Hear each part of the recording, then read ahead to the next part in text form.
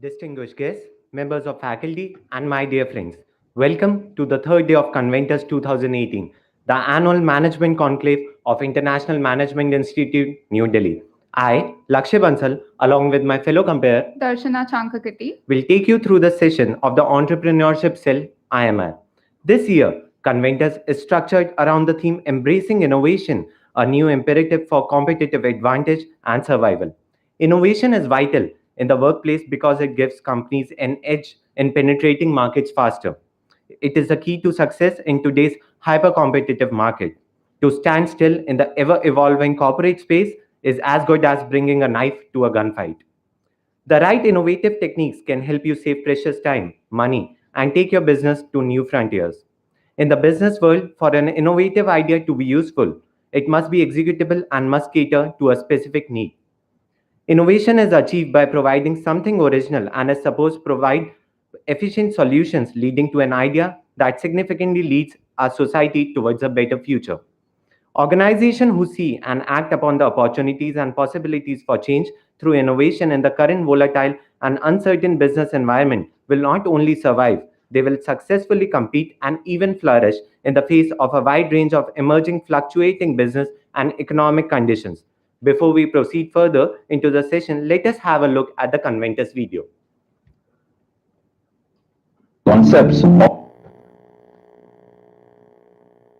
Concepts often appear to be a distant dream, a seemingly unthinkable prospect, but the human race has time and time again proven that nothing is too out of reach or unattainable for us. And it always starts with an idea. Creative collisions may germinate and nurture the seed of an idea. And this tree bears the fruit of innovation. It is through the process of collaborative work combined with human ingenuity that we as a society surpass our own wildest imagination.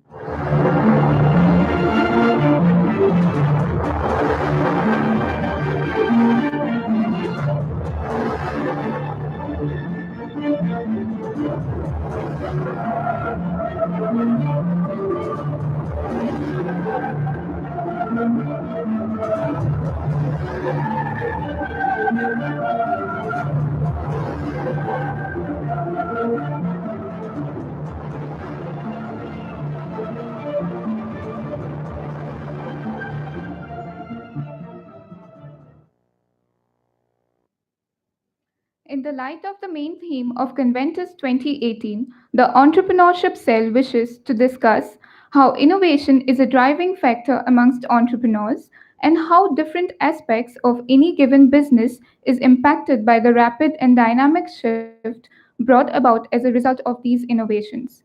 The topic for discussion in this session of Entrepreneurship Conclave is Collaboration and Inclusion Nurturing Innovations in Startups. To share with us their valuable insights on this topic, we are honored to have amongst us five senior corporate executives: Mr. Deepit Purkayastha, Mr. Bharat Sethi, Mr. Deep Bajaj, Mr. Nakul Kumar, Mr. Saket Modi. Before we begin with the session, we would like to give a brief introduction of our speakers. We are delighted to introduce you all to our first panelist, Mr. Dipit Purkhyasta, co-founder and Chief Strategy Officer in InShorts. Mr. Dipit completed his graduation and post-graduation in Computer Science and Engineering from IIT Kharagpur in a dual degree program in the year 2014. While in IIT, he started building InShorts, news in 60 words, in the final year of college along with his co-founders from IIT Delhi. Sir, we are honored to have you here with us today. May I request Professor Vinod Kumar to please felicitate Mr. Dipit Purkhyasta with a sapling, which is a part of IMI New Delhi's Go Green initiative.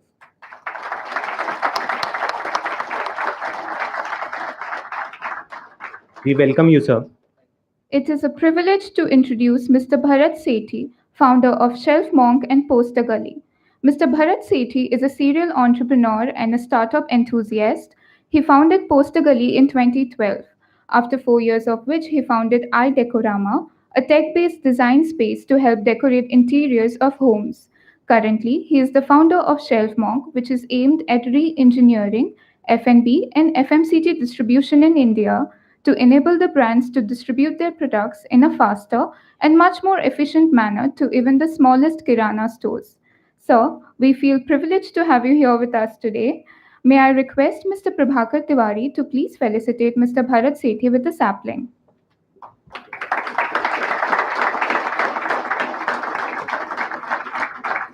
We welcome you, sir. It gives me great honor to introduce our next panelist, Mr. Deep Bajaj, founder of Peabody and Sirona Products. A BCom graduate from Delhi University and a marketing graduate from Australian National University, Mr. Deep started his entrepreneur journey with events which he exited in 2010.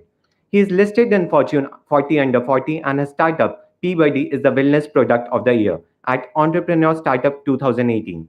He envisions establishing his startup as a much awaited disruptor in the intimate and menstrual hygiene space for urban and working women between the age groups of 21 and 40. Sir, we are happy to have you here with us today. May I request Dr. Vinod Kumar to please felicitate Deep Bajaj with a sapling.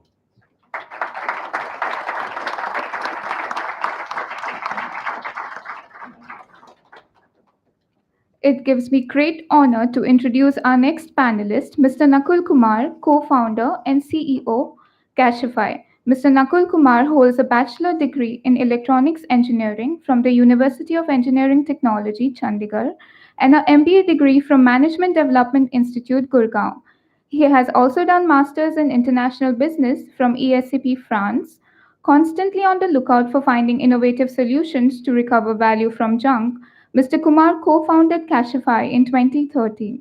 Cashify is an online platform which makes selling old electronic devices a simple affair. In 2012, Mr. Kumar was awarded the Social Entrepreneurship Award from IIM Lucknow. Sir, we are happy to have you here with us today. May I request Mr. Prabhakar Tiwari to please felicitate Mr. Nakul Kumar with a sapling.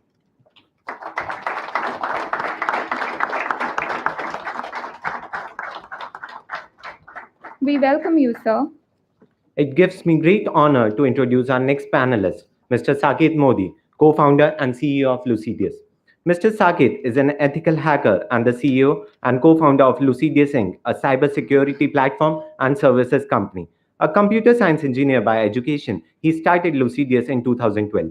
Over the last 5 years, Saket, along with his team, have been instrumental in providing digital risk management services to multiple Fortune 500 companies across the globe. He and his team were responsible for the security assessment of the BHIM application launched by the Prime Minister of India, Shri Narendra Modi. He is awarded as the 40 Under 40 by Fortune India magazine in 2018. Sir, we are happy to have you here with us today. May I request Dr. Vinod Kumar to please felicitate Mr. Saket Modi with a sapling.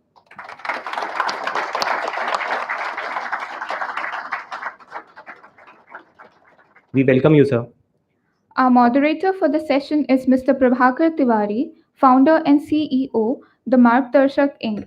Mr. Prabhakar is an alumni of IIM Bangalore. He is a passionate entrepreneur at heart, having 15 years of rich and illustrious industry experience.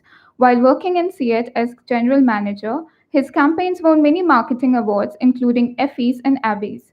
Currently, he leads a boutique consulting and training organization, the Margdarshak Inc., which focuses on consumer facing businesses to support them in strategy, innovation, and technology areas. The core of his professional expertise is built around creating strategic clarity, driving innovation, and ensuring disciplined execution by mentoring teams for sustainable, profitable business growth.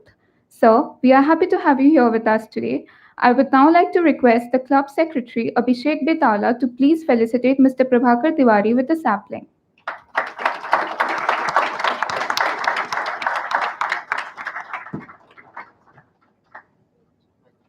We welcome you, sir. To set the tone for today's session, I would now like to call upon my friends Lina D'Souza, a first year PGDM BFS batch student, and Shubhadeep Banerjee, a first year PGDM program student, to share the students' perspective and make a brief presentation along with a video on the session.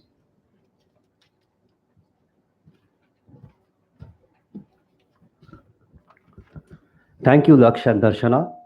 Good afternoon, one and all. I, Shubhodip Banerjee, along with my co-comparer Nina D'Souza, welcome you all to the Entrepreneurship Summit. Today's discussion will revolve around collaboration and inclusion, nurturing innovation in startups. Before we start with the presentation, let's have a look at the summit video.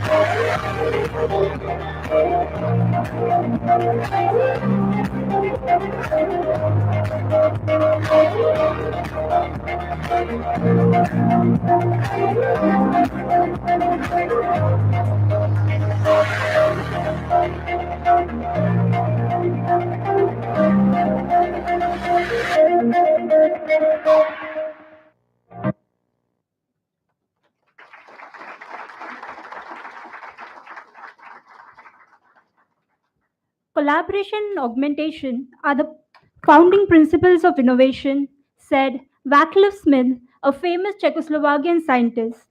As the business world is facing disruption at all levels, it has become imperative for large corporations and startups to adhere to these changes at all levels. We often heard the analogy of the oil tanker versus the speedboat. But what is more important to ponder upon is that to stay afloat, both large corporate houses as well as startups are looking to collaborate with one another. But to what extent is such collaboration possible? And what will be the outcome of such tie ups is still an uncertainty. Will it be part of the exit plan of the venture capitalist? Or is it for raising the capital for a fresh series of funding? More precisely, will such collaboration involve mergers and acquisition strategies? Or shall it be by making the company public by listing it on the stock exchange? What would be the trend of the market 5 to 7 years down the line? And how would the game change when different strategies for collaboration are being implemented? What would be the position of the startup ecosystem if only Indian players are set to compete? Flipkart, one of India's first unicorn startups, acquired Myntra in 2014 in a $300 million deal. Later, went on to acquire Jabong and eBay, raising its valuation to $11.6 billion. dollars. Recently, Walmart, a foreign player, acquired Flipkart to pose a challenge to another US giant, Amazon, in India. Hence, in the e commerce industry, the two largest players are now from overseas. We are making in India, but are we really making for India? India is an emerging economy, and multinationals are increasingly wanting to tap the growing markets of this country. The attitude of established Indian businesses is also changing. A large majority of the companies today see the importance to digitalize and to join forces with the startup world. But majority of the attempts to collaborate still fail due to the clash of mindsets between passionate entrepreneurial startups and more process oriented, come risk averse corporates. The era of volatility has made it inevitable for a business to grow only through organic means.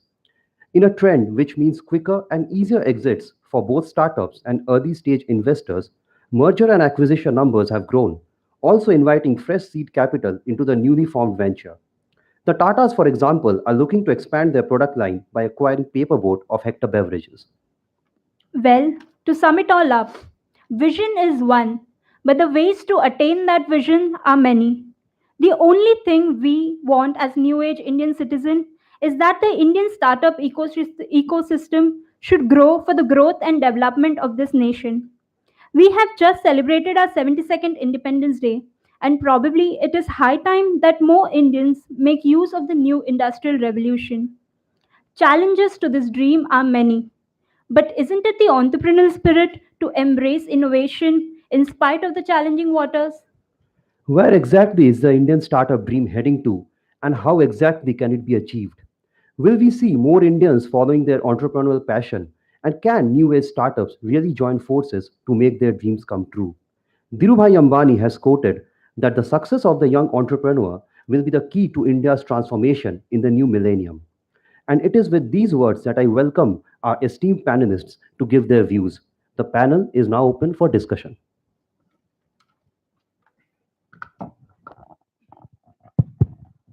Very good afternoon to you all. On the behalf of panel, it's my pleasure to be talking to you today. Before I start, just want to understand how many of you, think that you'll be opening your own venture post this MBA degree. Okay, so 20-30% we can say, around 20%, 20-25. Yeah, that's a great number. And today I have a pleasure of moderating this panel where from the content part to security part to the product part, from circular economy, and to something very, very exciting in FMCG distribution, we have quite a variety here. Okay. So just to keep it in flow right now for the first question, uh, and any of you can answer, but all of you need to answer this. So the first question is, what is the single most biggest challenge which your startup is facing currently?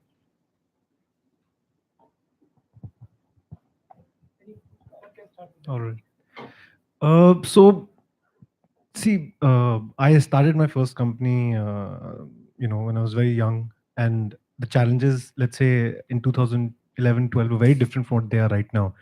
Uh, I mean, if you look at it from the hiring perspective, that's one big challenge. Finding, people who fit into the roles that we, want them to fill.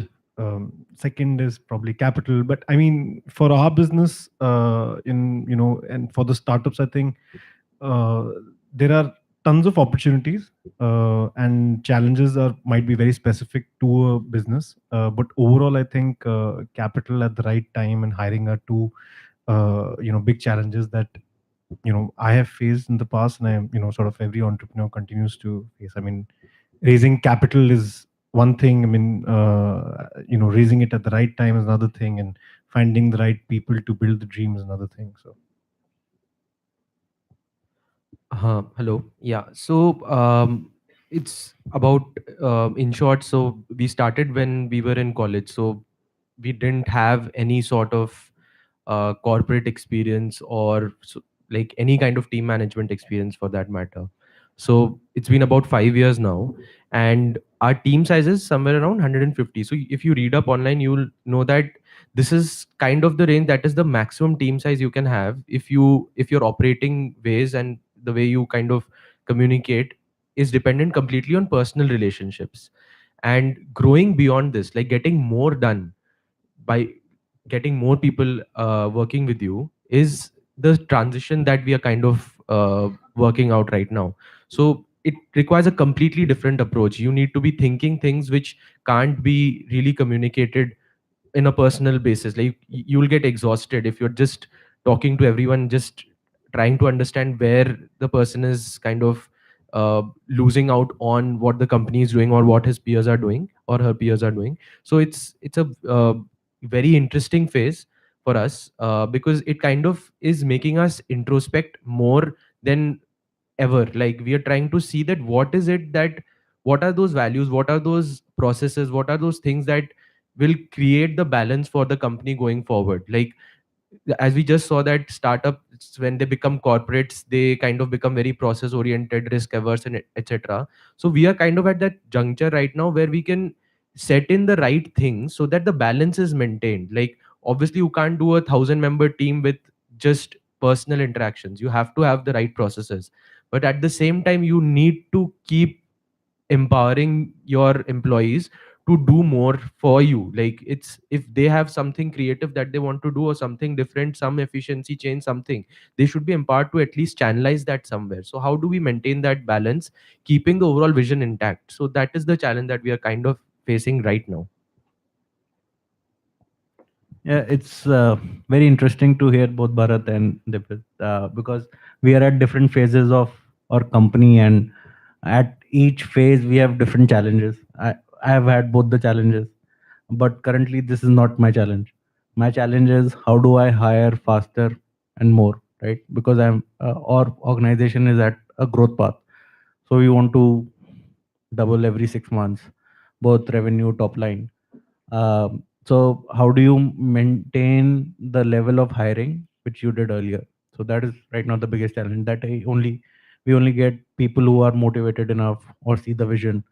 We just don't hire for the heck of hiring, and we don't throw people at problems, but we actually have processes which make sure that people are used efficiently for solving problems. So I think we are at that phase, but I've been through all these phases, and uh, the problems will keep changing as uh, the organization is at different parts of its curve. Okay, so I think we are still early in our setup to be facing these problems, but I would say two problems that we are facing. One is fighting the cynicism. The sort of products that we have, uh, they might be a little early, I would say, for India, but not for the consumers. So everybody who has nothing to do with my business has an opinion, and that's one thing that at times impacts our relations with the stores where we want to be at. So, for example, Peabody is a. Do you know what Peabody does, by the way? Yeah, so it's a device using which women can stand and pee, right? And in a country, so when I take you to stores, so first with my sort of a personality, bald head, talking about a product for women, so there's a checklist that they follow, right? That a certain kind of a brand is something that'll hit the store, a certain kind of a persona will come and sell. So that cynicism is something that I find a little irritating at times. And on the other hand, it's about how do we reach out to our consumers in the lowest possible cost. I think that's a standard challenge that everybody is facing. But for a startup where we're saying we just raise one, angel round of funding, it gets even more tricky because it's a product business. It is a lifestyle changing product. So I would say those are the two things that we are facing with our startup. Hi, you guys. I run this cybersecurity company full of geeks and nerds. I hack for a living, literally. So, we are pretty much almost on the same boat as In Shorts. We've got like close to 150, 160 people. We serve some very, very large banks and customers in the world in doing the cybersecurity assessments. I would say, I can give you point answers. Like, we've been running for 6 years now, and all kinds of problems that as a CEO you'll realize that every day there's a there's a new cyclone and a new earthquake and a new this thing which happens. In fact, yesterday literally I was sitting with my team, and my finance guy comes in, look, this is a problem which is happening in this part of the thing, and I was not able to sleep, and I was telling him, you do realize this is just one of my problems, right? So because finance is just one part of the problem, then there's product, there's people, there's policies, there's compliance, there's marketing, there's business, there's sales, there's just so many of them which are there, which are not problems. And that's what I will come to the core of all of this. These are all opportunities. So if you were to ask me one problem, the problem is people not being able to articulate their problems in a very clear way so that they can come to a solution very quickly. Unfortunately, a lot of people get bogged down with the universe of problems. And I would say, a lot of people who are respected, who are entrepreneurs, are because of their ability to be able to not have a problem, but navigate from problem to problem to problem as champions. Not all champions, so they'll be like, you fight 100 things, you'll probably lose 49 of them, and you'll win at 51. You better win at 51, otherwise you don't get to exist. So the ability of not being able to, number one, visualize what the real cause of the problem is, and secondly, acting on that quickly are two main problems that I see with a lot of people, which is a huge problem with myself also. I tried to work on it, still working on it. I think as young, young MBA graduates would want to be entrepreneurs. If we work on that, I think that can be very handy. So. Yeah, that was a good collaboration.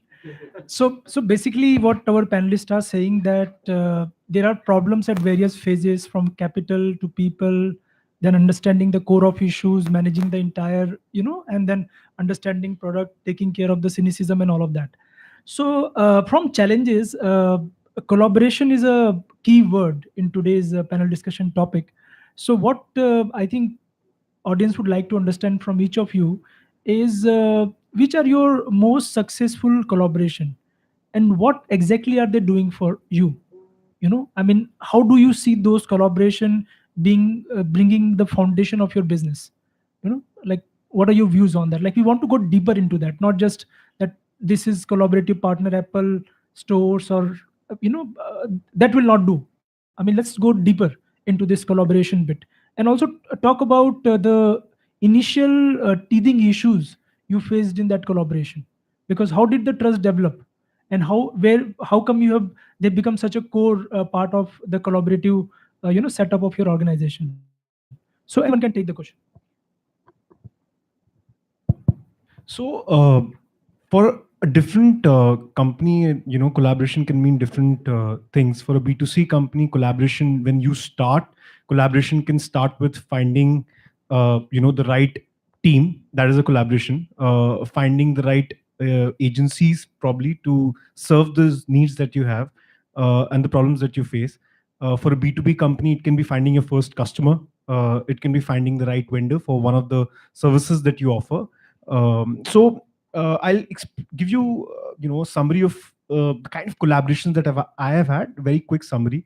When we started, when we were about 2 or 3 people, finding a right supplier for the kind of products that we were working in was a collaboration that we took up. And the collaboration can start at, having a conversation, opening a conversation, finding the right vendor who can serve those problems that you are trying to solve. And initially, I mean, it can obviously start with this, but then finding the right team, and for that you need probably an HR company to work with. That is also a collaboration. So so on the marketing angle there are collaborations, on the hiring angle there are collaborations that you have to take. So we undertook, as a company, as a consumer company, we took many collaborations throughout the journey. And in 2016, when I exited the company, we were doing about $2 million in top line. In total, we raised about $250,000. So we built a highly cost efficient, stable, and we were about 75 people at that time. And we sold to the promoters of the ABC Group, which happens to be the largest exhibition company in India, now owned by the world's largest exhibition company called ITE. And that was probably a game-changing collaboration for us, because the deal was structured in a way where there would be investment in something new that I built, wherein the promoters would come in with other investors. So the one biggest thing that I learned with that collaboration was a DNA match. Whoever you partner with throughout the journey of building your company, you have to understand, either there is a price benefit that you have, or there is a quality benefit that you have. But the one that stands out the most and happens to give you the longest and most durable results is a DNA match.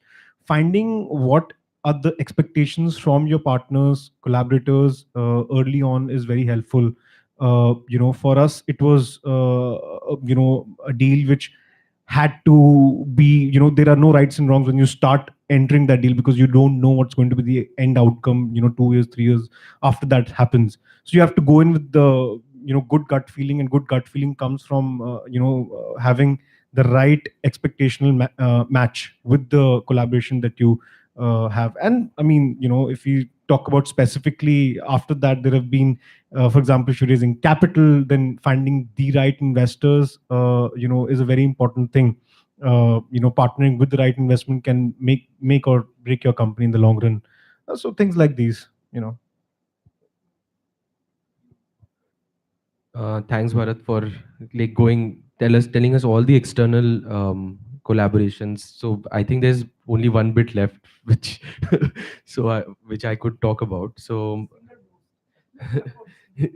yeah, so like as Bharat said that choosing your external collaborations is very very important, because or having the right people, especially if it comes to your shareholders or your promoters or your investors, it's really really important to have the right set of people, because they kind of they'll influence your decision going forward, not just basis of what they say but also because they have the legal rights to do it. So you have to be really careful about that. What I think is also really important in addition to all of that is, as your team grows, there is a phase where you have to stop micromanaging each and everything that's going on in the company.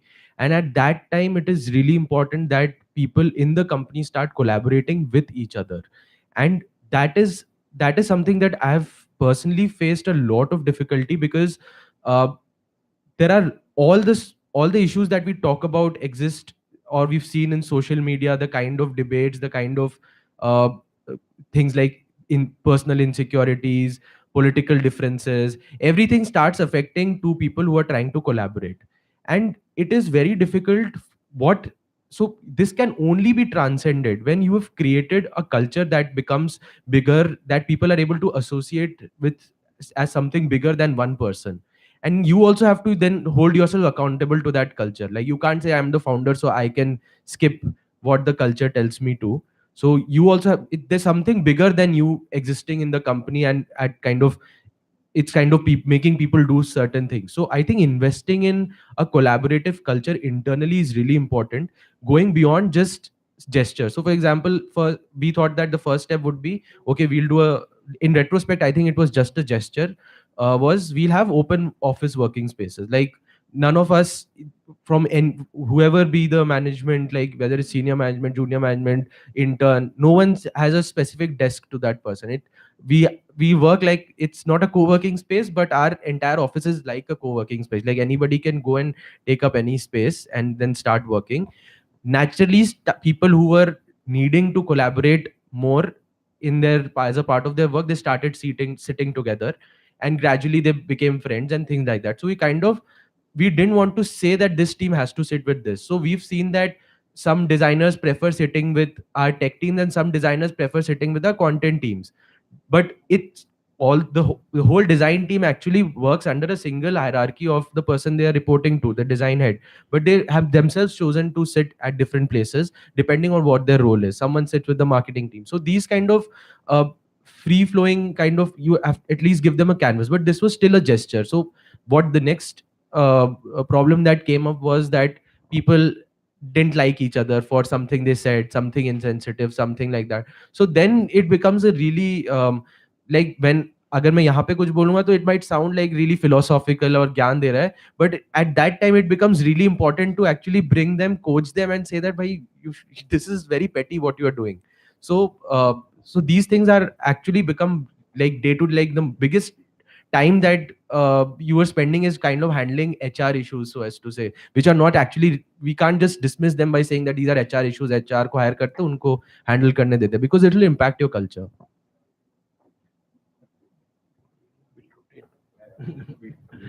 Yeah. So no, I disagree with Bharat a little bit on collaboration, and especially external collaboration.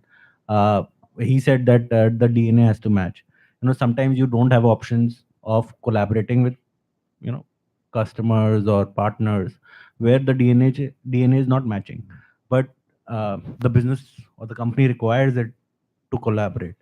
So hence, it's our philosophy that the intent should be always there, and the intent should be positive from a win-win perspective. That means the partnership should help the other person as well, as equally it is doing to you. And if you have the right intent, things can be sorted out and you can collaborate. uh, we have worked with very old companies, organizations which are 100-year old. We have worked with startups. So uh, it is always about the intent, and this is what we have built in the culture of the organization, where the intent has to be strong. So that was all my part. So I'll keep it specific to our startup and how collaborations have helped. So what we do now is we've got two baskets. Whenever we're trying to take on a problem, one is whatever we can immediately try to solve with what we call lowest hanging fruit. So if we are trying to increase our sales, so you say the traditional conventional wisdom will say take it to modern trade outlets. Try to have kiosks at railway stations, etc., etc. And then there's a bucket where we say that these are things which are out of the park. It's very, very difficult for us to do, and those are the collaborations that have turned out to be the most profitable for us. To give you an example, when I thought of Peabody, and I said, well, dirty toilets, women are wiping the seat, men are standing in peen. And when we did our a survey, all the women said yes, it's a product that they'll use. So I took it to modern trade outlets, and 99.9% of them refused the product. And that's where the business plan went out of the window, saying product hai stores pe बिकना चाहिए, stores तो रख नहीं रहे हैं, अब कहाँ से बेचेंगे. Online में category didn't exist, like female urination device as a category did not exist. It was easy to sell a cream or a hair. Okay, let me not talk about hair products. To sell anything else, but when it came to a female urination device, it didn't exist. So we went to the second bucket and we said, where else do they find dirty toilets? So I started writing to all the marathons and all the events. From there, one random day, very close to Standard Chartered Bombay Marathon, I got an email from the CEO's office, and he flew me at a day's notice to Bombay, and I went. And this, I'm talking about 2015, when we were still thinking bootstrap till then. 2006, we were bootstrapped till 2017. So अपना ही पैसा देना था, salary तो मिलती नहीं है startup में, obviously. So we were thinking जाऊं ना जाऊं, and we went. But today, I think not only did we get Standard Chartered Bombay Marathon, where they bought 10,000 Peabodys and gave it to women, complimentary at the loos, because portable toilets are not clean. What that did is, it was followed by Airtel Delhi Marathon, TCS Bangalore Marathon, and the kind of users who used it were my perfect users. So a lot of media attention followed. So I think collaborations are the key here, and whatever ganda hai par dhanda hai, wherever you get it, I think you should go after it. Another one of the second one that we did, to keep it short, was it was said that for a startup level, you should try not to do a lot of there was a lot of show around viral videos. Content videos banao unko, let's try to make them viral. And we were getting insane quotations to say, how do we make it go viral? But we still negotiated with one of the leading, these. Do you know of TVF, Girl Yapa? Yeah. So we said, yeah, we cracked the concept. We brought down the cost to 1/10 to whatever was quoted. But that video again went on to get, couple of million views. And the impact that it had was our sales on Amazon went up by almost 100x for those 20 days. So these are some collaborations that have worked well for us. So we are always open. Like one last example of a good collaboration is we're short of about 50 odd likes on our Facebook page. So this is the collaboration that we did. And after this, I'm sure all of you will be kind enough to like the Peabody Facebook page. So you never know where it goes. But yeah. So, very rightly said, most of the collaboration stories and potential areas have been covered, external and internal. So generally, because I'm the last one to answer, I have to answer philosophy then. Next time we'll start with you. Okay, so I'll tell you why collaboration is important for a young startup like ours, and I've seen a couple of them. There's a saying, they say it's important, the real wisdom is not about what you know, it's about knowing what you don't know. Now, when you start out, you might be 1, 2, 3, 5, 10 very smart people, but there's a universe out there which you want to go and tame and capture and modify and do things, right? And there is a limitation, especially coming out of college.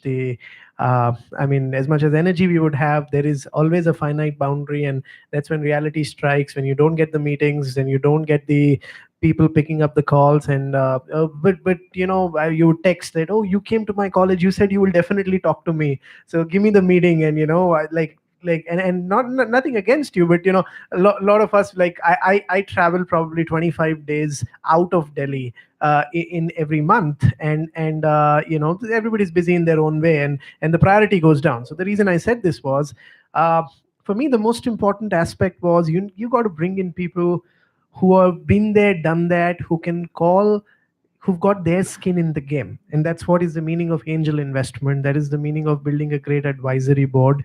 You got to do things where you try and show that vision of where you're trying to go to that selected group of people, and rather than selling them directly, you make them as your as your mascots or your team members. And when I say team members, like, I'm pretty sure you give an example of Standard Chart CEO. I mean, for me, it's a great potential opportunity where I don't know if that is the case, but he would become an angel investor because he definitely loved the product, right? And when I meet somebody like that, I say, look, you're taking it great. I don't care about a lot of money that I'll make from you, but for me, what matters is if you believe in the product, if you believe in what I'm doing, I would love to have you on my cap table as my angel investor, and I would like to go from there. So I did that like a couple of years back. I remember when we did our angel round, I had people, as some of the senior most executives from around the world who are on my angel investment list. And really, I mean, it's not about them just being and talking about you, but the mentorship and the guidance that you get from them about the things you don't know, and the way you collaborate with them, the way you would be transparent to them in talking about not only the good stuff, but more importantly, the bad stuff which is going on, which are creating hurdles, be it opening doors, creating operational excellency, or reaching out to customers, reaching out to potential partners, etc., etc. So that becomes great. So basically, you first expand the team, which is your A team. And when I say team, doesn't mean your full-time people. It can be your advisor, your angel investors, your mentors, your whoever. You need to be very careful in picking them. Because a lot of times I've actually seen more harm happening than great, because you end up picking the wrong people, and you would go with what they would advise you with your eyes closed. And there's just one litmus rule: if the person has been there, done that, to do that, not stories. Go to MCA ROC. Do you guys know this? You can pay 50 rupees and find the revenue of each and every company which is sitting here. So if you want to really know how good we are, the only testament has to be you going to the MCA website, Ministry of Corporate Affairs website, pay 50 rupees there, and you will get the 5-year balance sheet of my company and each of these companies sitting here. And 5-year means you get a trajectory also of where was it, not only the top line but the bottom line, who are the directors, what is the shareholding pattern. Oh, this is a great company, but what this guy was saying as a founder, but he owns less than 0.1% of the equity. And a lot of stuff which goes on. And as a founder, because we would know the other side of the story. Oh, great, $20 million raised, but founders lock in for 20 years. What nonsense. And believe me, we get to see that all the time. So I'm just trying to say that the only litmus test is has the guy actually been there, done that, or not. Gyan everybody can give. That's not much of a problem. So that should be your only litmus test. And yeah, I mean, we were fortunate to get that. And the good part is it's like a neural network. It only expands. So you get some right people, and then more right people come from them. It's really like that saying. I remember, I think it was in a movie called Jab We Met or something. It's like a railway track, that 2 inch ka difference, and that can completely take you to a different orbit, and wrong side, it can completely take you to a different orbit.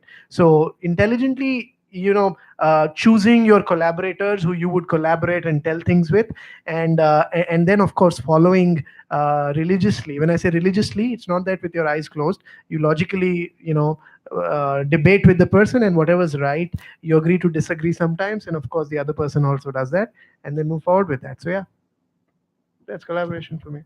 Great. So we heard a plethora of collaboration examples from internal, external investors, and I'm sure you guys are enlightened with that. And now let's break the pattern a little bit and ask specific question. And as Deep said, गंदा है पर धंधा है ये, तो उसका दूसरा line है money है तो honey है. Okay, so let's understand about the capital part of it, the investment part of it. And here I would like to target this question to Nakul to tell us how has been his experience of raising money for his business, and so just share the process, and some of you can pick up from that, and also share one delightful experience while raising money, of course not the amount but the process possibly, and one painful experience while raising money. So general, the process of raising money, and one delightful experience, and one painful experience. Nakul, I'm sorry, lot to ask, but I thought let me ask you this. Yeah. So, Cashify till now has raised about $18 million over 5 years. We started out in 2013. Mandeep and me, Mandeep is my business partner. We sold the company in 2012 and we made some money, and that's how we started Cashify in 2013. And so we were the angel investors of our own business. And so you can call it bootstrapped or angel invested. So from 2013 to 2015, we ran the business. By 2015, we had lost all our money, which we had invested, because it's a learning curve.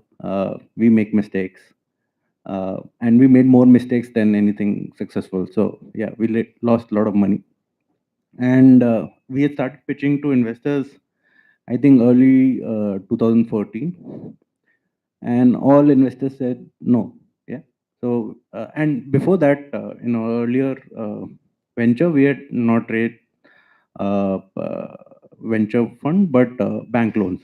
So we understood banks, we understood raising money from banks, but this being an internet kind of business, no banks would touch such a investment.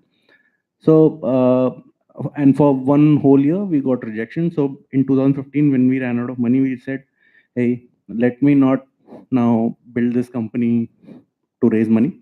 Let me just make it break even. So we stopped spending any kind of growth money and said, hey, I want to take a salary every month, which could be a minimal salary, not extravagant. And how do I do that? So we worked on that, and in 6 months we turned the company around. The first month we turned the company around. A VC came and said, "Hey, I want to put money." That's how it happened. We were not pitching. It was an older VC who we had pitched earlier, who had said no at that time, but were tracking our progress, and that's how we raised our first round of investment, which was about $500,000. And subsequently, we have raised 18 million. So that is the story of investment. Now, best and worst. So there's no best and worst, right? Uh, yeah. No. The money is green. Yeah. So every time we get around, it's good news. But so raising money has never been easy for us. It has been a very difficult task. In India, there is also a bias towards maybe an IIT-IIM tag, which is strongly played out. So it's a boys' club kind of thing with VCs. So if you're not from that pedigree, it's difficult to get their attention, right? They would rather put money in somewhere there than here. That's the truth. People may not like it. Yeah, yeah. He's from IIT. Yeah, so it like. So yeah, so raising money has been always difficult. I think the easiest raise we have had is when we were doing really great. Actually, so last financial year we made a profit, and investors came to us directly. We did not pitch, and we had multiple investors, multiple term sheets, and at so this was the only time we had options of from where to raise and how much to raise. So I think that was the easiest. Thank you. So any other panel member? Acha, you want? I want to add to this quite a lot, but I'll just stick to maybe 5 minutes or so.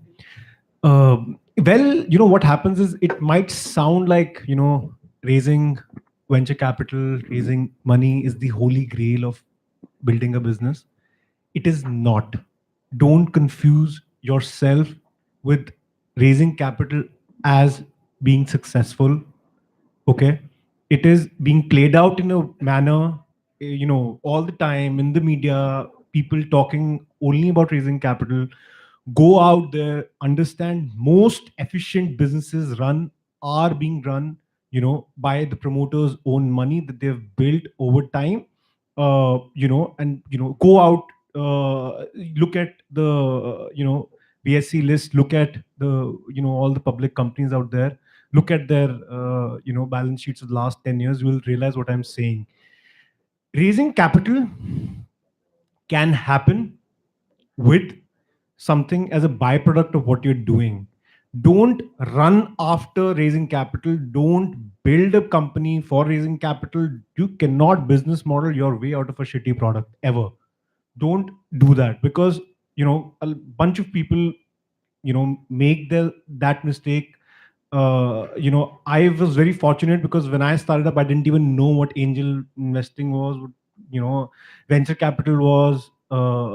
Most of the money that I have raised throughout, my journey of an entrepreneur, as an entrepreneur, has always been inbound. I've rarely gone out and raised capital, and that is okay.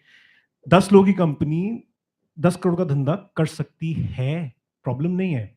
There are multiple companies. You look at how the businesses are being run out there. Don't think that adding 10 member to your team every 10 days is the best way to build a business. Increasing your expenses every month is a good way to build business.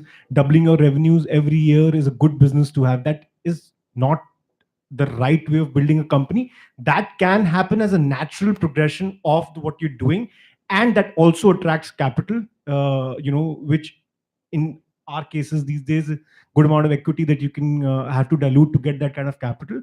So my only it's a request actually, because most businesses out there, most entrepreneurs, when they start, they're attracted by the Ing 42s and the YSs and of the world, and they feel like the only aim that they have is to raise capital. Acha product, paying customers, good solid team gives you more autonomy, more control, and definitely more money. Think about it. There are only a couple of Sachin Bansals in this country. If you're that lucky, yeah, I mean, bunch of, there are only a bunch of people out there. For you to mitigate your risk, I would advise every one of you to build a company that you feel passionate about, not go after the flavor of the season. Yeah, AI hot hai. AI should be built into the product that you're building. It should be a technology that you use to solve a problem. बहुत लोग हैं ऐसे, आप देखोगे अपने आसपास continuously. When you go out and start taming this world of entrepreneurship and figure yourself out, it's extremely depressing. Psychologically, it's killing when you go out and start talking to investors who know zilch about your business. Okay, probably better than them, and they would demotivate you many times. Rather than that, go out, spend that time and money on that flights you have to take, go and meet your customers, go and meet your vendors. You'll end up building a probably not multi-billion dollar company, but you'll be ending up in the long run building a company that you can associate yourself with. Okay, so okay. I want to add one more point. VC money is also a liability, right? So if you understand, you have all read finance in your courses, right? So like debt, VC is also a liability, and you have to pay back that liability. Debt as a form of capital raising is better than VC because you don't lose out of equity. So if you have a operationally profitable business, you would rather do debt than VC funding, right? And VC funding is not free, right? You have to give equity, and then you have to make sure that you are making profit of that much multiple to give that return, or you will sell out your own company for that much multiple for that VC to exit.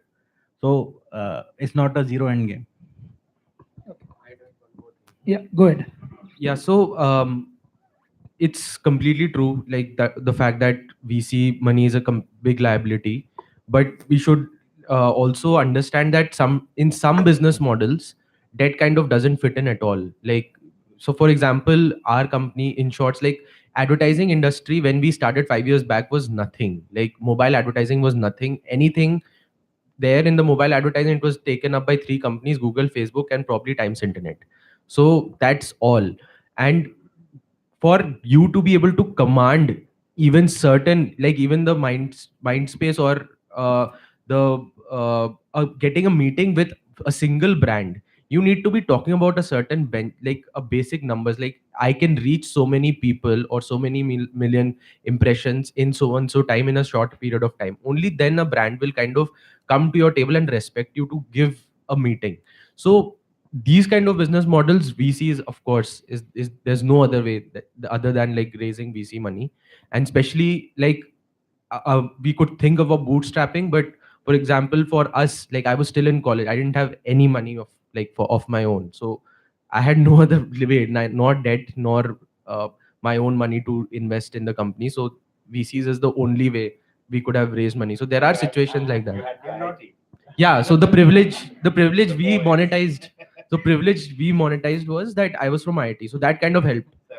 Yeah. No, but I remember meeting Dipit. I think we met even before they had started News and Shorts. ठीक है, तब NIS था वो, और that is almost 5 years back, and I think the degree helped only to a certain level. It really doesn't, because they had, even at that time as an accelerator, they left the accelerator which was the most popular at that time, and Times was not the best accelerator at that time, if I have to say, but they found a strategic fit, and they, I mean, were definitely building something valuable. So, I mean, for them to, I think for them also the capital came not as something that you wanted, but it came, I think, very at the right time, more than they were looking, going out and raising capital. So that's my personal opinion of what I've seen. Okay, so now this question I think raised different kind of opinions, but just to kind of summarize it for you very clearly, raising money is never easy.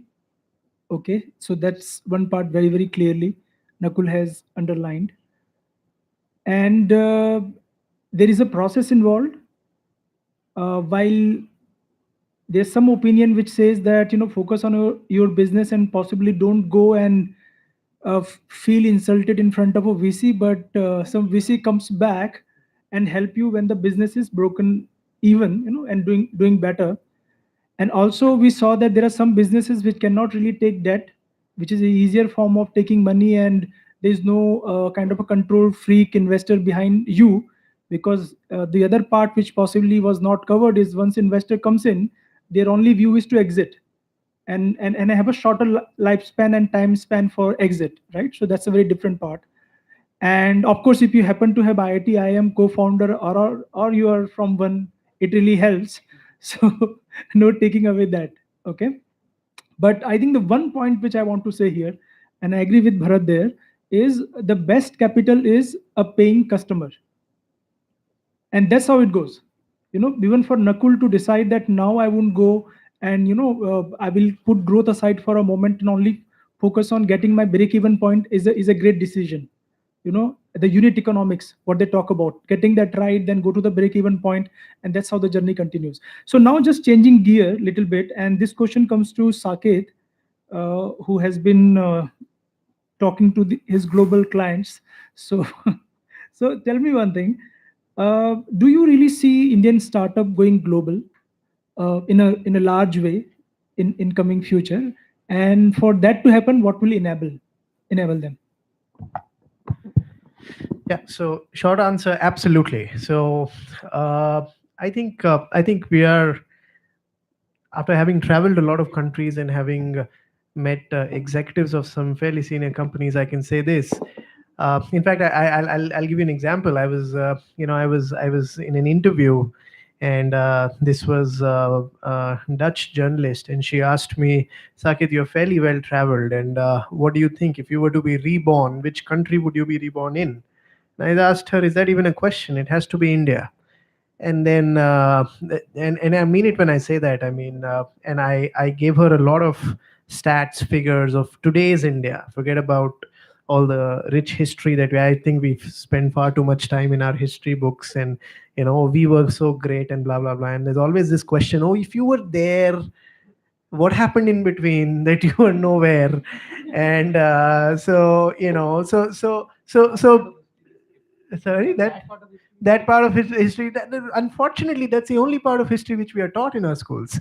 What went wrong, or not what went wrong, whatever. So coming back, why I'm saying this to you is only one reason, that after having seen the world, like literally, I'm still fairly young, 27, so not having seen a lot of worlds, but because of the nature of my job, I have to be all over the place. It's India, and the scale at which we are growing, the speed at which we are growing, the potential of this country. It's not me, but every Fortune 500 company and their executive understands that India is the future. And when you, as an Indian, are trying to do a startup which is global in nature, there is no inhibition now with the Satya Nadellas and the Sundar Pichais and the this Adobe CEO and the Mastercard CEO and the Pepsi CEO, and there's a very very long list. I think we would be the only country outside of America which would, as a diaspora, would have the largest number of chief executives. This was a Wall Street Journal article you should read, that talks about the acceptance. In fact, I don't know if you know this, like the mindset of a lot of Americans have become in, when they go to a hospital, the first question they ask is there an Indian doctor out here?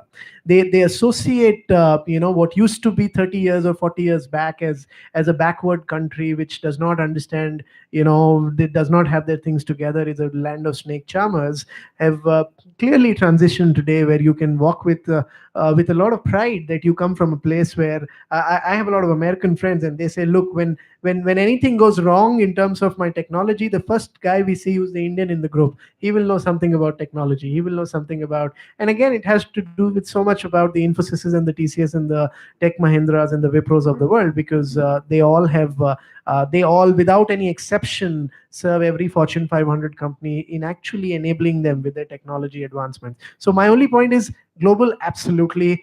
There are no, I should not say there are no bottlenecks, but that mindset which would be there of you going and selling to a Fortune 50 customer, and them thinking, no, because you're from India, you can't deliver. It's completely gone now, and especially the speed at which we are moving, especially at a time where you've got different kinds of political leaders in America which are not really inclined towards technology or inclusion.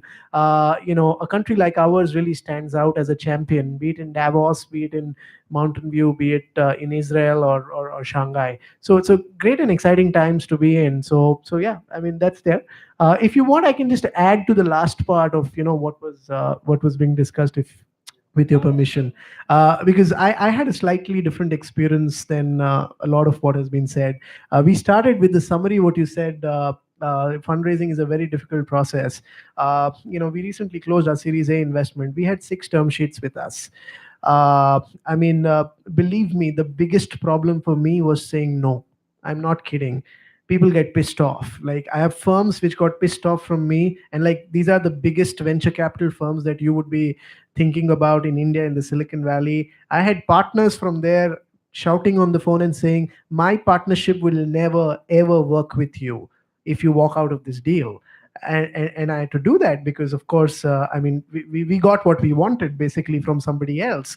And a lot of it's not just about the valuation. Believe me, valuation is one of the that's pretty much set. Everybody will give you the same valuation once there's a logic behind the valuation, right? And again, I've been hearing the jokes around IIT IIM.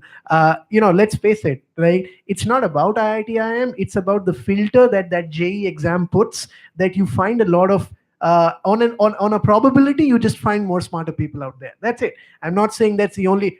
Let's not forget Satya Nadella is from Manipal, right? And he is running one of the world's biggest technology companies. So it's not that it cannot happen on the other side, but from a probability wise, you'll just find more smarter people out there. there. That's only meaning. But because you're from IIT or IIM, you get the funding. No, it never ever happens like that. Because you've got a great product that you've thought through. That's the reason why you'll get. And the people who think through are the ones who are smart people. And JEE and CAT are two of the most toughest exams to crack in the world. So as a filter, it just filters more smart people. And I mean, I've known of a lot of their businesses, and a lot of them are from non-IITs, and they're champions in what they've done. So it by no means means that if you're not from IIT, you can't do the right things. And so funding, the last part which I'll add is, for some reason, I've never had a problem in funding.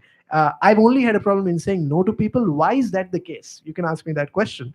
My business on an average has been growing 300% year on year for 6 consecutive years. 300%. I triple my revenue every year, right? I have the customers that people would dream of. Like, you name a bank in India, and there's a very, very high chance we'd be doing their end-to-end cybersecurity.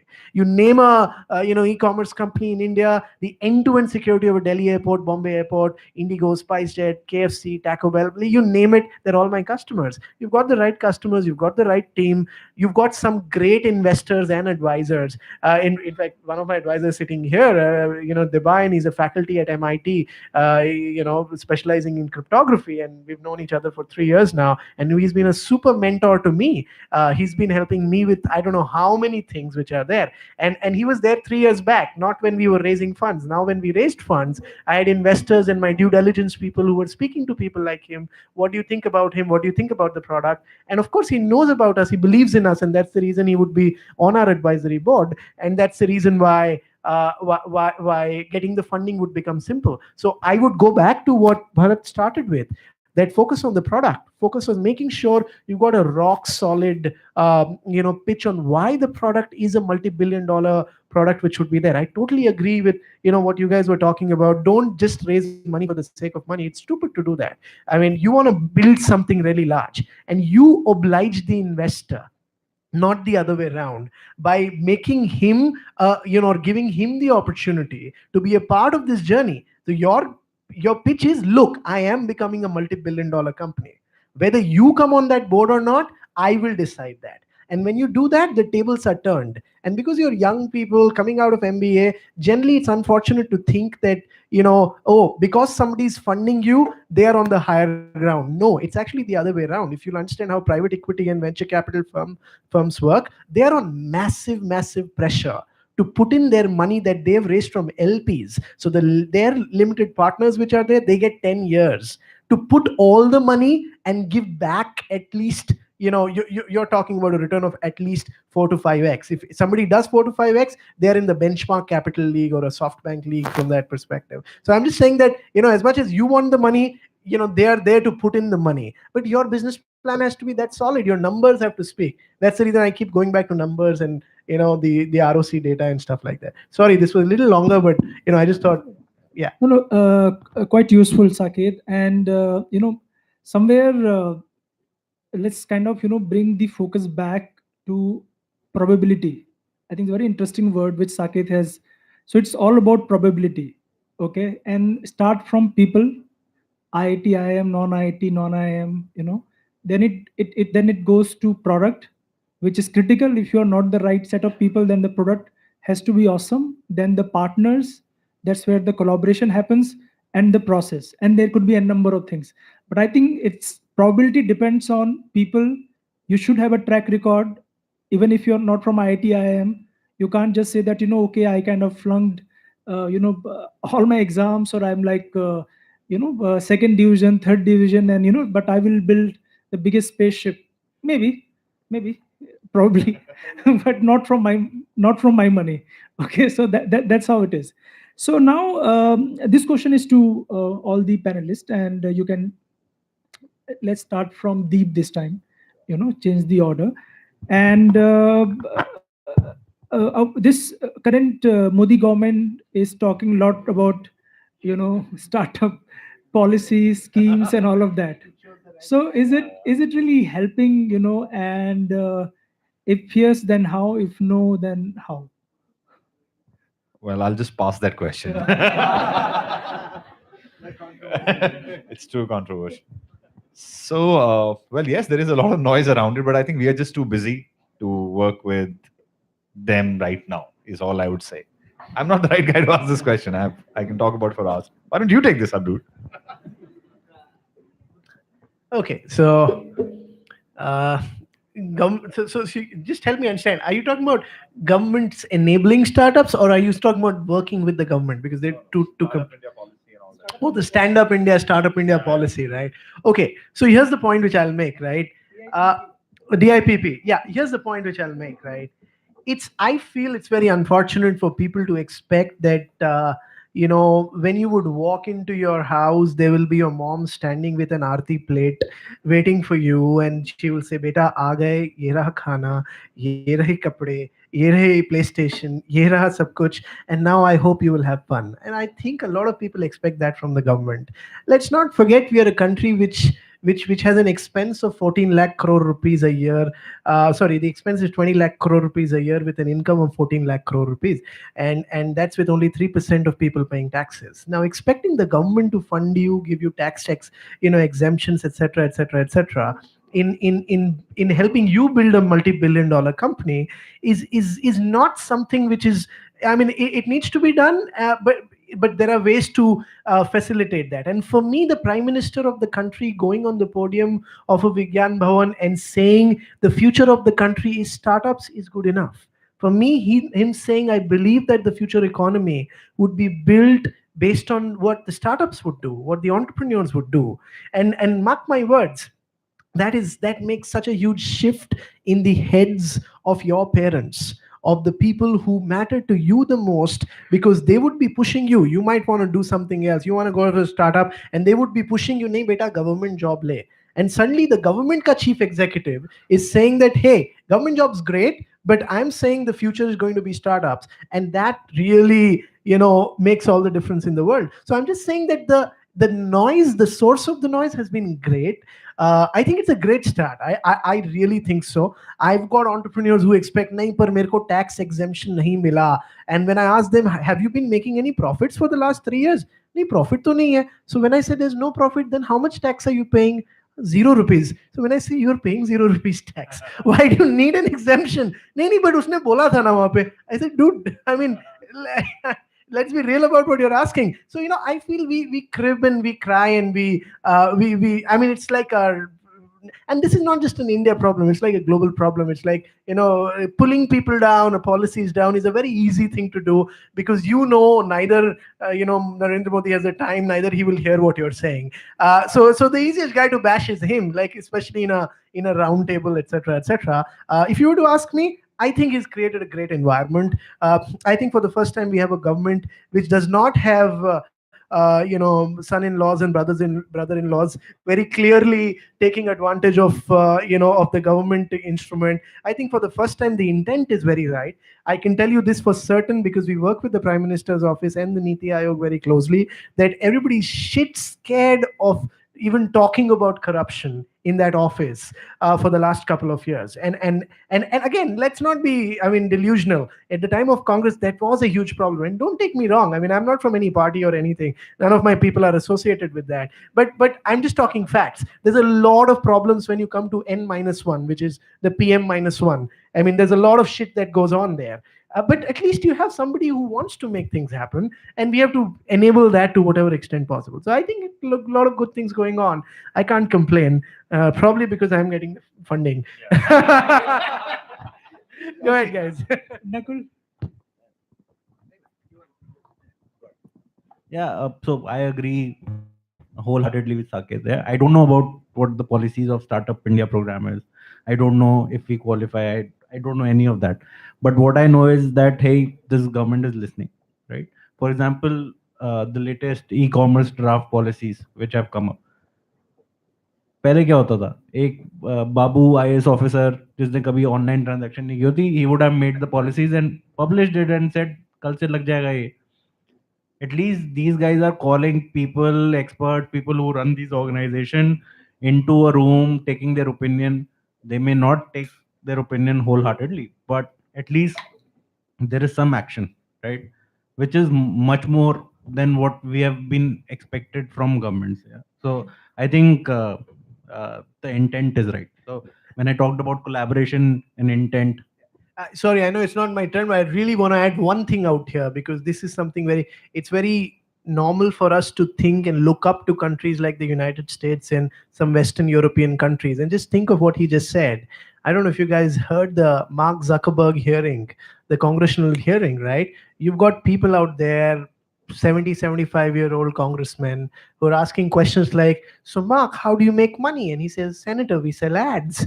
I mean, that was absurd, right? I mean, you've got people in that hearing saying, oh, when you send an email over WhatsApp, there is ABCD which happen. And that look on Mark's face, and you don't send emails by WhatsApp. That's an instant messaging platform. Now, that is the committee which makes the laws and maintains the laws of the world's largest economy, which is the United States of America. And it's very easy to bash India down, but think of what he just said. And this is true. I mean, the government is actually listening to even small companies like us. I mean, none of us are billion-dollar companies out here. So they're actually listening to us. They actually are employing some of the smartest people. You'll be surprised, by the way. The average age of Niti Aayog with the kind of people who work there is 27. I mean, 27. You've never heard of a government department with an age of 27. And by the way, they pay great salaries. If you've not applied, you should talk to them. But like really, they're really good. So that's the difference. We're talking about a government which is really hearing young people, wants to make things happen. On the other side, even countries like the United States, there are people who are like the same thing he said. What used to happen? One Babu come up, one policy, it's mandated for everybody. Probably the only guys who they'll hear from would be the Tatas and the Birlas and nobody else. But now it's completely changing. So yeah. Yeah, so I think I agree that government is listening, but I think it's more than late that this should have already happened. Like, it's more a function of time rather than a function of anything else, I would say.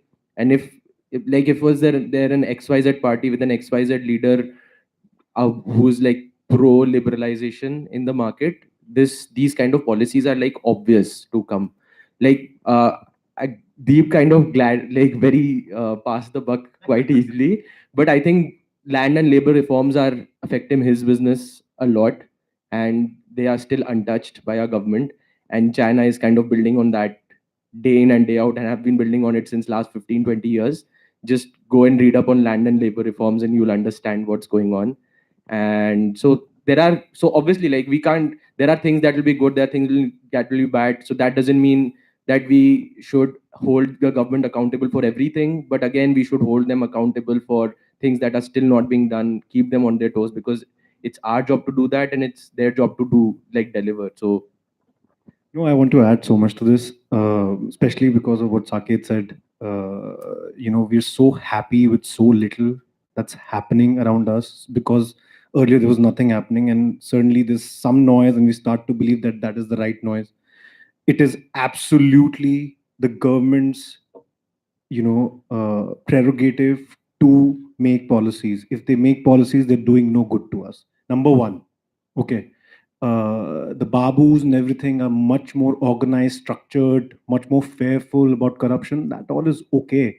I mean, it shouldn't, that's how we should operate as a country, as the largest democracy, blah, blah, blah. We shouldn't just feel so happy suddenly because of what's, been happening around the Startup India stand-up policies, etc., etc. It's a function of time, as Dipit said. What happens in this country, I'll give you very nuanced understanding.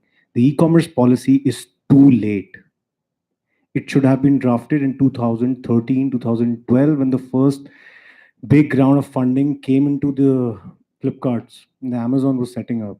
WS Retail, and I don't know if I should be saying this here, but don't, just read about this and you'll know. WS Retail, for about 4 years or so, promoters and were part of Flipkart, and B2B, FDI was allowed. But as a marketplace, you could have raised capital, whereas an inventory-led model you could not have. WS happened to be, Flipkart's company in a way. People who should have made the right money did not do it at that time, and that was only because there was gray zones. I mean, you could just flout the rules. That's e-commerce. You look at content, you know, native for that matter, is being outrightly, misused by everybody. Nothing is native. I mean, you look at the Zomatos and how they, again, my point is not to criticize. My point is to let everybody know that the government needs to intervene at the right time. All the policies should be made at the right time, because that's when they start affecting somebody in a positive manner. If we are not able to make policies around e-commerce back in 2012-13, for years those laws were flouted, and for a lot of people in the traditional setup lost a lot of business because of that. And talking about GST, GST was a great way. I mean, it was just, it is a no-brainer that a country like us should operate at GST. I mean, for years it was going on, but GST's implementation was poor. Probably you guys or us don't get it, because we were already operating the computers, and we know we have the money to pay to a CA, an accountant, get the get the entire dirt sorted within a month or so. But so many businesses I know went out of business because they don't have 5,000, 10,000 rupees a month to pay on compliance. The idea is not to, not say that GST is a bad measure. The idea is to have it implemented in a phased manner. The government wants to make noise, because noise helps, right? This Startup India startup policy, we're having a question around it. It's good for the government. Why not? But has anybody been affected in a positive way? Get me one person. The Walmart deal, if just go and read about it, you need to read about it for about 1 hour or so to really understand how everything happened. Really, the deal is SoftBank, for that matter. I mean, I'm just going into a lot of details, but the idea is that the government is too late in making the policies that should benefit the people at the right time, and I think we're just overwhelmed and just too excited about some noise, but that really doesn't help anybody. Yeah, so there's just one thing to add to what Bharat was saying, that timing is right. So I think the biggest part where we are kind of just like we are thinking that we've got it, but we've actually not got it, is that we think that we have got technology. We haven't got technology. We haven't invested in creating the talent and keeping the talent in India. Like China of today, with respect to AI, is what China was 15 years back with their mathematics students. They have been just go online. We come to know about this National Science Olympiad and all that, but these are just private organizations doing it. There's an actual thing called an International Mathematics Olympiad, which there's a government team, 5 people, 5 students from 11th and 12th standard or from earlier are sent to compete with the international students. We have been doing very well in astronomy, of course, because we have ISRO and we have kind of delivered on that front, but we've really not been doing well in physics and mathematics. Just track who are the students who have got medals for us, where are they right now, which universities are they teaching in, what are they doing right now, and you'll see most of them are either in US, and we have not been cracking those medals in mathematics since like years. It's a country of billion people who have produced the best technocrats in the world are not being able to crack gold medals. And this is not a competition where there's only one gold medal. Like you, if you do the right amount of problems, you solve them, you get the marks, you'll get your gold medal. So it's not a zero sum game from that matter, but we've not been able to do it. See, I think this is the real India, because argumentative Indians, I mean, we have always been given such, titles. See, there are 3 things which you have heard from the group: intent, intensity, and timing. Okay, some of us are happy that intent is right. Some of us are not happy with that intensity is not very high. I'm also not happy with the intensity. And some people are talking about timing. Okay. But the broad message, because see, we are already there in the race. We are like 3-4 generations ahead in the race. After maybe some of you have started or you start now. The message that you should go out, from this particular panel discussion is that there are very, very positive things happening. Please go through them in your spare time. Very nice dashboard, very nice websites are in place. It will be problemsome to register in that website. I've also faced problem twice, but finally I got my certificate. Okay, got registered. There would be some benefit which my CA will tell whether that will come or not. But the fact is that there are positive things happening. If in the next election there's a continuity of the same government policy, there's a lot more, the benefit will come your way. Okay. So before we move to the audience round, one last question, and this is to do with inclusion, because we talked about collaboration. Let's understand about the inclusion. And here I would like to give it a twist, because I think innovation is a byword of being a startup, right? Because if innovation is not at the core of what you are doing, you have no business to be a startup. So how you have used inclusion in your talent pool towards innovation? And let's be focused on this question itself, so that we save on time and be true to the question. So what newer practices you have adopted as a startup in terms of your talent pool inclusion, which has led to sort of innovation in process, product, policy, whatever? Any of one of you can take the question. Okay, so what we have done at our end, it's there are two things again. One is the product, how we keep on improving the products that we have, and second is how to keep that culture that we're trying to do something different from the ordinary product companies going. So to take care of the first one, as a policy, what we do every day is, if we are 45 of us, and all of us, when we send an email every day, as a policy we say one good thing that happened every day. That keeps the culture, the internal thing going, because when we're trying to sell things like menstrual cups in a country like India, where even the sanitary pad penetration is just 12%, it is an uphill task. So but what I tell them is that every day one good thing definitely happens. So whether you're a boy or you're a girl, one good thing, whatever has happened, needs to come, and that's how you need to build your everyday culture as. At the product development side, we have a session where we get some of our customers every month, just over tea. And they are female customers, because most of the products offerings that we have are women oriented. And we just throw up the floor open to them to tell us on what else can be done, to improve the current product offerings that we have. So those two things is what we are doing, at least in to solve those two problems. So we have an exercise in our company where everybody has to do the customer execution. So Cashify as a company, we buy old phones. So every month I have to go to customer houses and I buy phones. And that's how we make sure that we keep close to the customers. So you would find me in one of the offline stores as well. I have a shift coming up next month. So most probably Saket Mall, 2nd September. Yeah. So I will be the salesperson there. So that's how we want to make sure that all the people in the organization stay true to the customer. They know what are the feelings of the customer. How do they react when we tell them prices? How do they transact?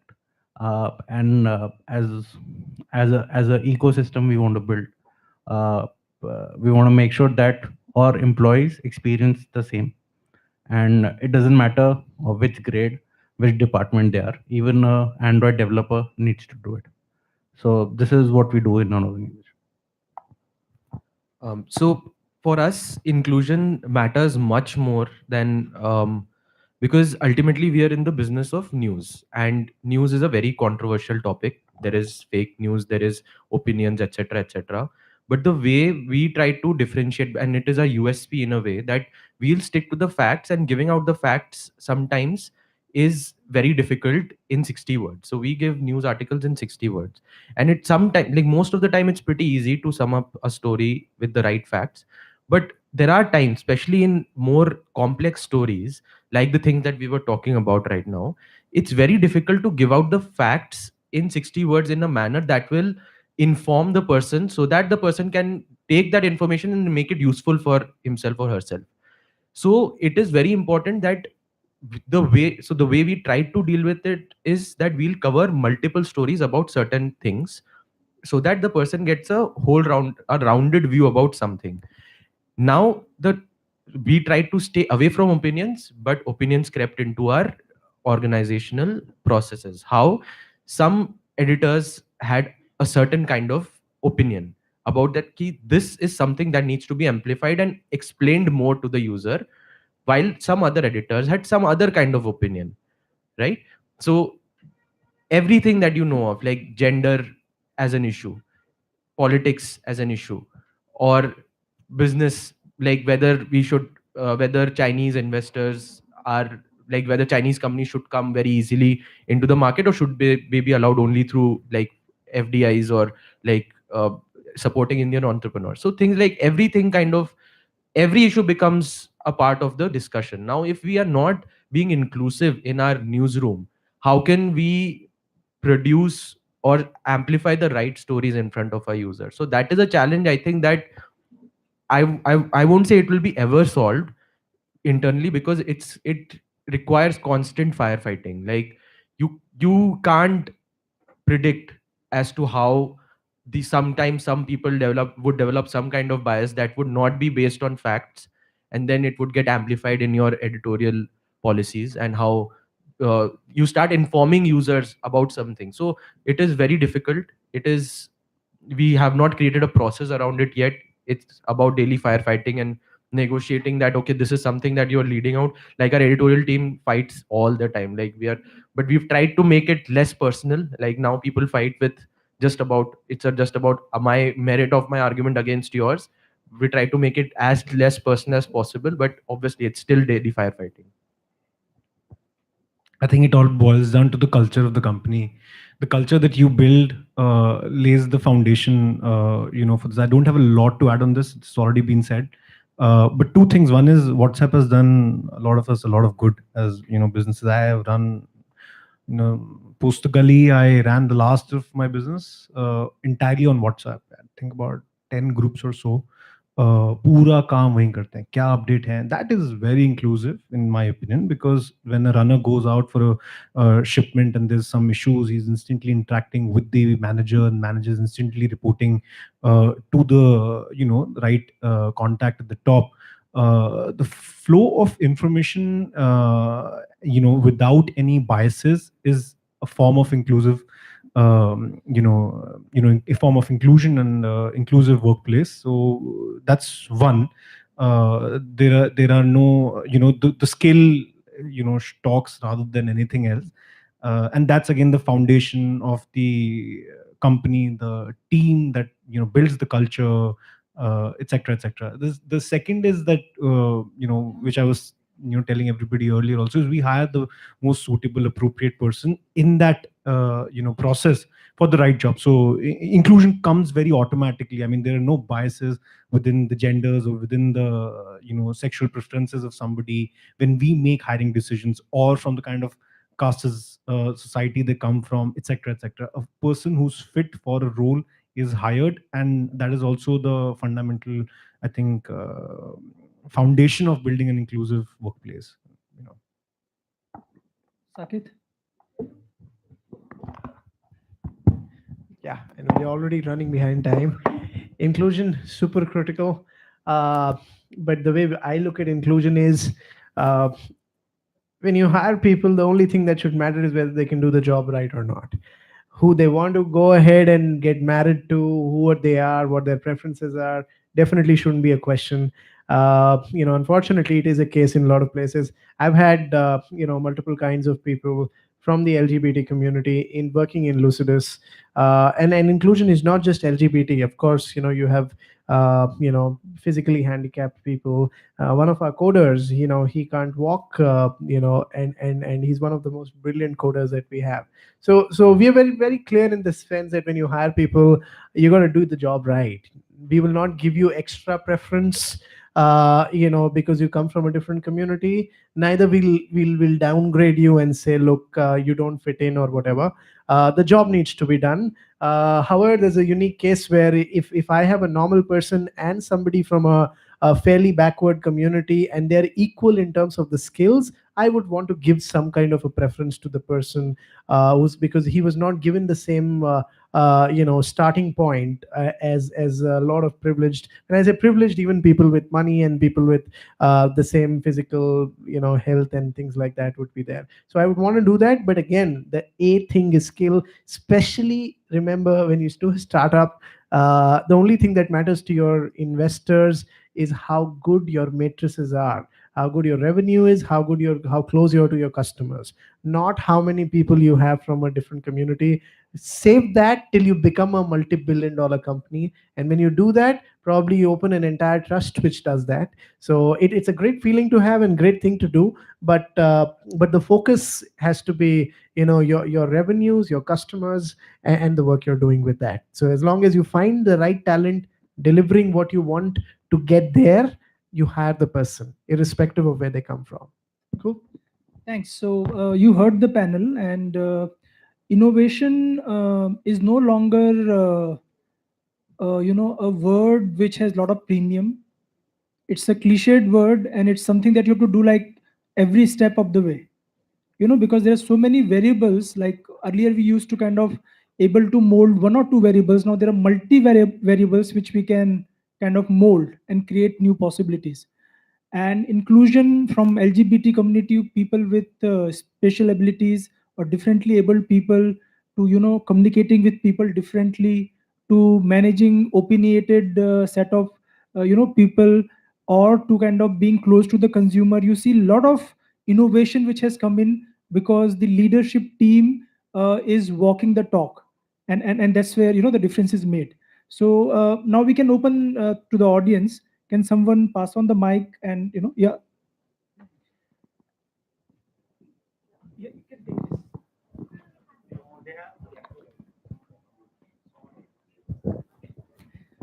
Just state your name, and if you're kind of targeting your question to someone in the panel, please state so. That's not on.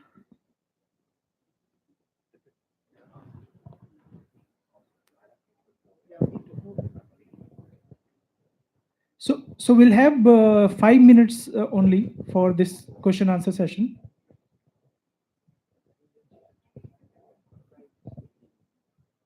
Okay. Yeah, sure. So basically, what I'm going to pick up the question from mostly the things that I've recorded during. So the first thing is the right capital at the right time, which was spoken during the beginning of the session. Second, and the second thing is also about the talk that yeah. So the second thing also about the talk that the background really matters. Like you were having a conversation of whether you're from an IIT or an IIM. And the third thing is about the government helping you or facilitating you with a startup. So my question is that you all have been stalwarts in this particular field where you've all seen successful ventures. How does the idea of all of you kind of pulling in together and maybe telling students who have good ideas to come together and kind of help them out in creating something that is good for the masses, instead of saying that yes, we have to wait for a good background or a good idea, or a VC telling us that probably your idea is not that great. So what do you think of an idea to an idea like that? Probably a mentoring idea from startups, and helping students to reach out in the right manner. So at least we are very open to it. Yeah, to be honest, we have in fact every summer we have about 40 to 45 interns from good all sorts of colleges who come and help us with our processes. So I think all of us are doing it in our own ways here. We go back to our schools, to our colleges, and whoever wants to work with us here, we are always open. So we do that all the time, just to, if somebody wants to add. Yeah. Any more question? I can just add the middle question for you. I don't think you listened to Saket on the IM IIT. He said it's just they get a preference for meeting. That doesn't mean they'll get more investment or they'll get the investment. Only probability Yeah. So increases. yeah, no, not even probably. It's just that the first meeting. Yeah. Right. After that, it's everything about idea, presentation. What is your business? What is your product? Right. And we're sitting here. We've done something. Right. So yeah, accept him. Yeah. I've got the done first- nothing, guys. I've done nothing. Also, just to add, there's a lot of gyan. So I personally think बहुत ज्ञान है कहीं पे भी जाके internet पे spend 10 minutes will get as much of gyan that probably got in this but you have to read. And secondly, about getting into pooling something, I mean, first of all, there has to be intent. Second is there has to be some skin in the game, for us to come in and make something meaningful out of what we would be doing in the long run, at least. Good afternoon, everyone. My name is Rohit Joshi. My question is to you guys discussed about firefighting. Like your role more in the organization is more about firefighting than actually getting down and doing the groundwork. What are your views on actually creating barriers for different for your competition as per se in terms of services as well as products, because you have some different innovative products and different innovative services. So what are your views on creating barriers as per se? Thank you. Barriers to entry. Sorry. Yeah. I mean, I'll just add 1 minute. Barriers to entry can come from various factors. It could be your technology, it could be your experience, skills in the game, it could be a differentiated offering, it could be a price advantage, it could be a marketing advantage that you have. Eventually, there are very, very few companies that I have seen that have a real defensibility. Most of the times, defensibility comes with scale. And that is a personal opinion. Very, very differentiated products sometimes tend to be highly defensible from the go. Depends on what you're working on. And I think what just adding to Bharat, he completely right about that everybody is very different. Every defensibility will have a expiry date. Like you were thinking of something, it is valid for only 1 year. You have to keep thinking ahead. कि भाई आगे क्या होने वाला है, and you have to innovate on your defensibility also.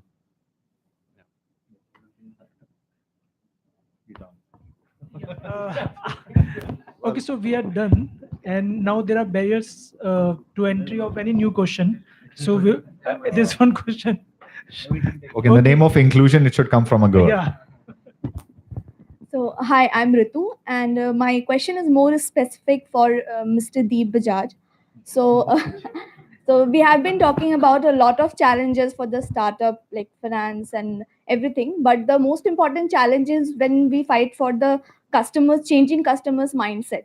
Yeah. So, my question is how you are facing that challenge of customers' mindset change, because somebody has to sell and somebody has to buy. So, buyers have to be there. So, how you are facing that challenge? So I think we try to be there with Peabody at least. We try to be there at points where you need it the most. So marathons, concerts, treks, and there is no choice. The second part, what we do is we go to a lot of influencers with respect to medical influencers. So Peabody is also used by women during pregnancy, last trimester. When it's very difficult to sit and stand. So there are case scenarios being played out every day. But to be very honest with you, our consumers are all they need to know is that the product exists, and if it genuinely solves a problem, the trials are happening. Like we've sold about 1 million units of Peabody in the last 2 years. Our menstrual cups are one of the fastest selling menstrual cups that are there in the country today, which is so shocking. I mean, nobody would think that women would be using an alternate to pads, and that too as radical as a menstrual cup, where you insert it, in your vagina, and it collects all the blood, and you clean it and reuse it.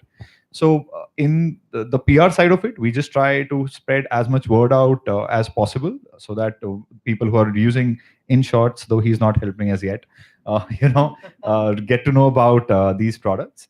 And rest customers are more than willing to try today. And how you are keeping yourself motivated to work for such business which is not that profitable and in the like No, short it is now span of time? profitable.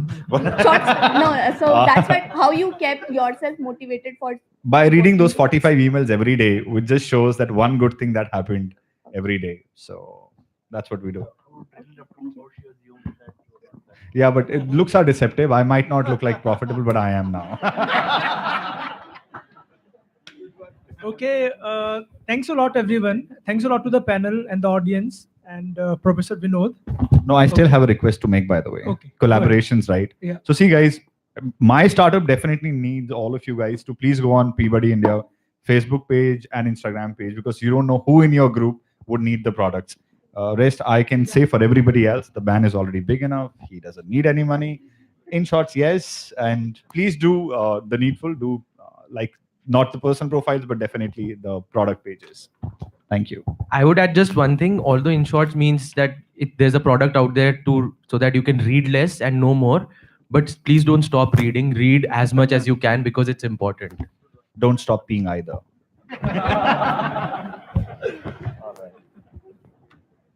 All right. Thank you so much, guys. Thanks. We just go. Yeah. On behalf of everyone present here, especially the entrepreneurship cell, I express my sincere gratitude to Mr. Dibit Purkhasta, Mr. Bharat Sethi, Mr. Deep Bajaj, Mr. Nakul Kumar, and Mr. Saket Modi for taking out time from their busy schedule and sharing their thought-provoking insights with all of us. Post this session, we feel relatively more aware and equipped to understand and subsequently bring about innovative practices in today's business environment.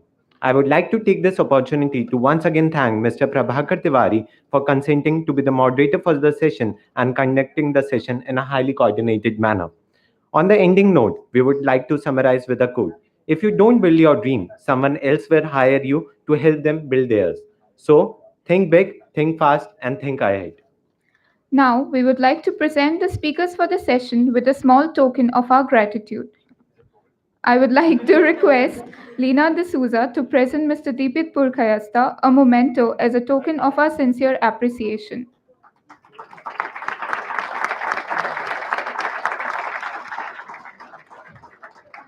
Sir, it was a pleasure having you as our guest today.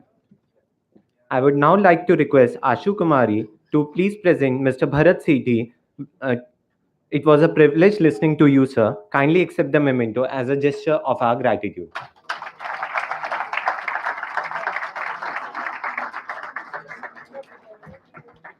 I would like to request Lina D'Souza to present Mr. Deep Bajaj a memento as a token of our gratitude. It was a pleasure having you as our guest today.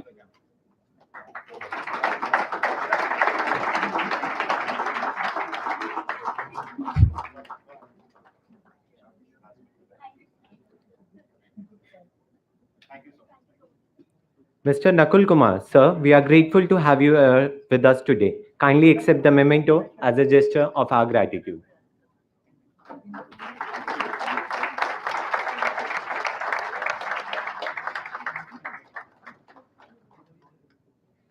Mr. Saket Modi, it was a pleasure having you here today.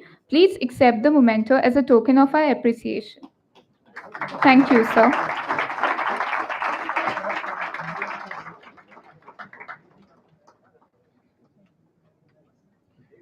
Mr. Prabhakar Tiwari, we are glad and grateful to have you here with us today. Now, I would like to request the Secretary of the Entrepreneurship Cell, Abhishek Betala, to present the memento to Mr. Prabhakar Tiwari. Sir, kindly accept the memento as a token of our gratitude.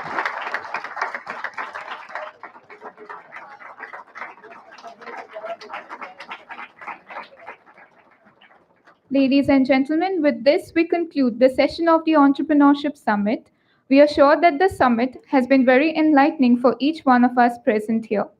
I would like to take this opportunity to commend all the guests, participants, speakers, professors, students, and staff of IMI for making the session an unparalleled success, as well as the media persons for covering the event.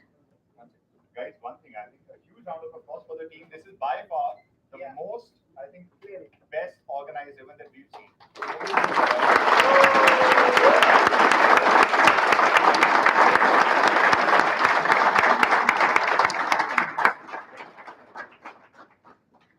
We would like to to thank our title sponsors, Gabon Special Economic Zone, through a video.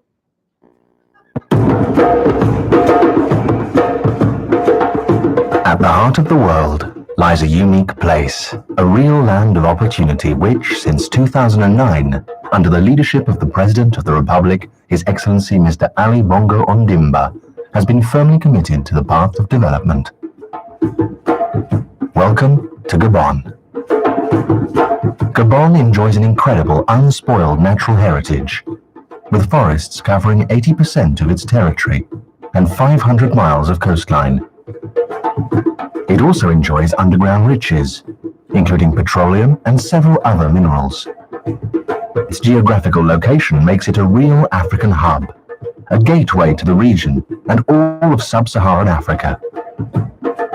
And with all of the country's green light economic indicators, a steadily increasing growth rate, a positive balance of payments, and a reduced debt ratio, Gabon brings together all the fundamentals needed to accelerate its development and diversification by opening key sectors of its economy to investors in compliance with international standards, based on the three pillars of developing Gabon: Green Gabon, Industrial Gabon, and Service-Oriented Gabon. Special economic zones have been established, which offer several advantages. Right now, these areas are providing a complete specialized ecosystem and a business-friendly environment. Raised by President Ali Bongo Ondimba, is based on third millennium objectives, sustainable development, and mutual respect. This is Gabon's developing model. This is the model for our next relationship. We would also like to thank our sponsors for helping us in this endeavor through this sponsorship video.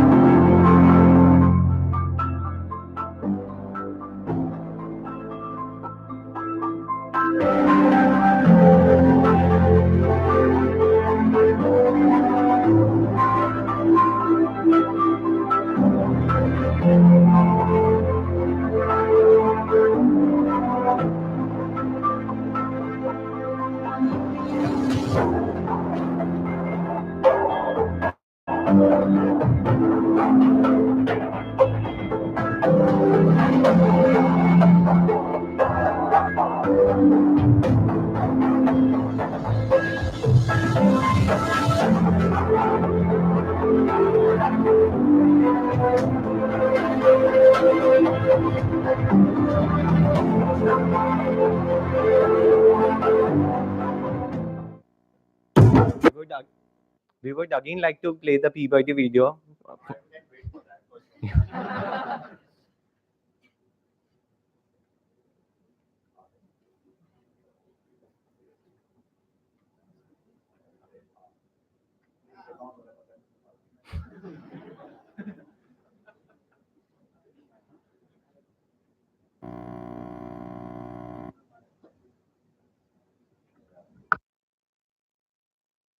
Think you're in control all the time? I think you're in control all the time myself. Out on a trip, more than the Taj Mahal, I'm interested in the nearest usable toilet. Something that you never find in trains. Complimentary water? No, thanks. Same with pubs, clubs, malls, stores. And so we're left with three options. 1. We let urine control our lives and dehydrate ourselves to death. 2. We keep battling with infections that will last a lifetime. 3. We take control with Peabody, which takes away urine control so that you're in control. A simple disposable paper-based device that allows women to scan and pee. Yes, you heard that right. It is not a joke. Peabody is a real thing used by hundreds and thousands of women and rated 4.8 on Amazon. And no, it's not about feminism. It's about hygiene and convenience. Keep it in your bag, and when nature calls, take it out, unzip, put it in your outlet, and shh. Freedom. Now go where you want, drink what you want, and be whenever you want. More or less. Check out Peabody. From urine control to you're in control.